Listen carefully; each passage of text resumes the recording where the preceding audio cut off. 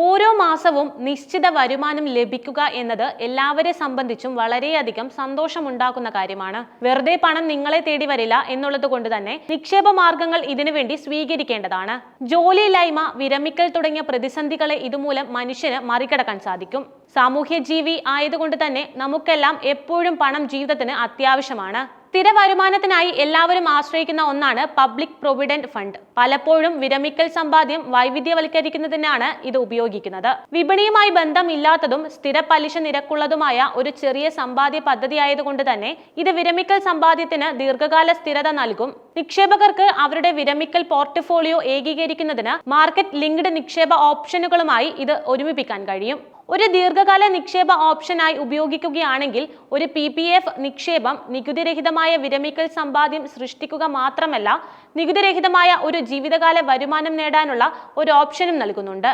ഒരു വർഷം 1,50,000 രൂപ PPF-ൽ ദീർഘകാലം നിക്ഷേപിച്ചാൽ 1 കോടി രൂപയിലധികം നികുതിരഹിതമായ വിരമിക്കൽ സമ്പാദ്യവും ഏകദേശം 43,000 രൂപയുടെ പ്രതിമാസ വരുമാനവും നേടാൻ കഴിയും. സർക്കാർ പിന്തുണ ഉള്ളതുകൊണ്ട് തന്നെ ഇത് നഷ്ടപ്പെടാത്ത തുകയാണ്.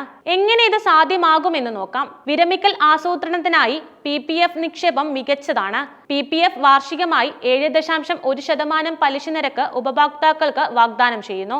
ഒരു പോസ്റ്റ് ഓഫീസിലോ ബാങ്കിലോ PPF അക്കൗണ്ട് തുടങ്ങാം. ഒരു സാമ്പത്തിക വർഷത്തിൽ ഒരാൾക്ക് അവരുടെ PPF അക്കൗണ്ടിൽ കുറഞ്ഞത് 500 രൂപയും പരമാവധി 1.50 ലക്ഷം രൂപയും ഇതിൽ നിക്ഷേപിക്കാം. PPF നിക്ഷേപത്തിൽ നിന്ന് പരമാവധി നേട്ടം എങ്ങനെ സ്വന്തമാക്കാം എന്നുള്ള കാര്യം നോക്കാം. ഒരാൾ ഏപ്രിൽ 1-നും 5-നും ഇടയിൽ PPF-ൽ നിക്ഷേപം നടത്തിയാൽ അവരുടെ PPF നിക്ഷേപത്തിന് 7.1% പലിശ നിരക്കിന്റെ പരമാവധി പ്രയോജനം ലഭിക്കും. ഓരോ സാമ്പത്തിക വർഷത്തിലും മാർച്ച് 31-നാണ് പലിശ ക്രെഡിറ്റ് ചെയ്യുന്നത്.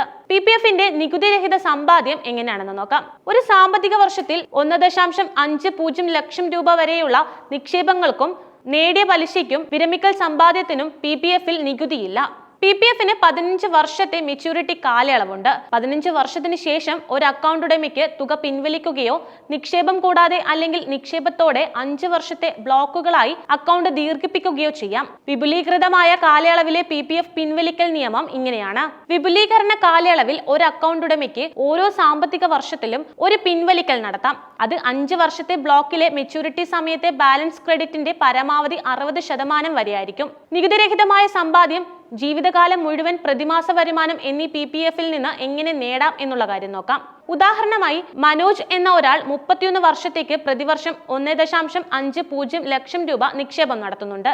ആ കാലയളവിന് ശേഷം അയാൾക്ക് കോർപ്പസിന്റെ 60% പിൻവലിക്കാനും ശേഷിക്കുന്ന തുക വളരാൻ അനുവദിക്കാനും അടുത്ത സാമ്പത്തിക വർഷം മുതൽ ഏകദേശം 43,000 രൂപ പ്രതിമാസം പിൻവലിക്കാനും കഴിയും. അടുത്തത് ഈ കണക്ക് എങ്ങനെ പ്രവർത്തിക്കുന്നു എന്നതാണ്. 31 വർഷത്തിൽ മൊത്തം നിക്ഷേപം 46,50,000 രൂപയായിരിക്കും. കണക്കാക്കിയ പലിശ 1,20,58,575 രൂപയായിരിക്കും. കണക്കാക്കിയ മെച്യൂരിറ്റി തുക 1,67,08,575 രൂപയായിരിക്കും. ഇതിൽ നിന്ന് 60% പിൻവലിച്ചതിന് ശേഷമുള്ള നികുതിരഹിത കോർപ്പസ് 31 വർഷത്തിന് ശേഷം 1,67,08,575 രൂപയുടെ കോർപ്പസിൽ നിന്ന് 60% പിൻവലിക്കുന്നത് 1,25,145 രൂപയായിരിക്കും.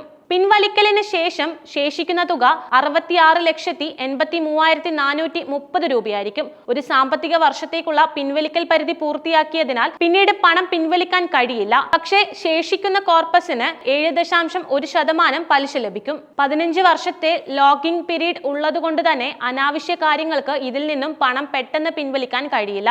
അതുകൊണ്ട് തന്നെ സമ്പാദ്യം സുരക്ഷിതമായിരിക്കും. വിപണിയിലെ ഇടിവിൽ തലവേദന വേണ്ട എന്നതാണ് PPF-ന്റെ കാര്യം. കുറച്ചു നാളുകളായി ഇന്ത്യൻ ഓഹരി വിപണിയിൽ കണ്ടുവരുന്ന ഇടിവ് പലരുടെയും സമ്പാദ്യങ്ങളെ നശിപ്പിച്ചതാണ്.